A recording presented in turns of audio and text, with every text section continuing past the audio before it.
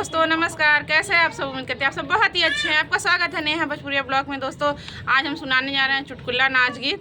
पसंद आएगा तो लाइक से सब्सक्राइब जरूर कीजिएगा। अगर चैनल पर नया है तो प्लीज़ एक सब्सक्राइब और शेयर ज़रूर कीजिए। और दोस्तों मेरा वीडियो फुल वॉच करके देखा कीजिए। और चलिए सुनाते हैं चुटकुला नाच गीत। कमेंट करके ज़रूर बताइएगा कि मेरा ये गीत कैसा लगा आपको। चीज़ सुनाते हैं। कुइया का पानी बड़ा खारा, सजन तनी धीरे पुकारा। कुइया के पानी बड़ा खारा, सजन तनी धीरे पुकारा। हमरे ससुर जी के बाग बगीचा, हमरे ससुर जी के बाग बगीचा। मलिया लागे 10-12, सजन तनी धीरे पुकारा।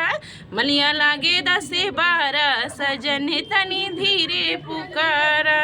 कुइया के पानी बड़ा खारा, सजन तनी धीरे पुकारा। कुइया के पानी बड़ा खारा, सजन तनी धीरे पुकारा।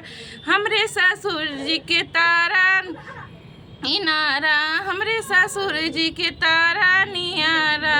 गहरा लागे 10-12, सजन तनी धीरे पुकारा। गहरा लागे 10-12, सजन तनी धीरे पुकारा। कुइया के पानी बड़ा खारा, सजन तनी धीरे पुकारा।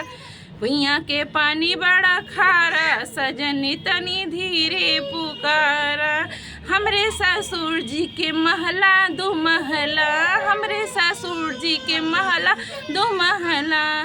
नौकर लागे 10-12, सजन तनी धीरे पुकारा। नौकर लागे 10-12, सजन तनी धीरे पुकारा। कुइया के पानी बड़ा खारा, सजन तनी धीरे पुकारा। कुइया के पानी बड़ा खारा, सजन तनी धीरे पुकारा। दोस्तों हमारा ये वीडियो कैसा लगा कमेंट करके ज़रूर बताएं। मिलते हैं अगले वीडियो में, तब तक के लिए नमस्कार।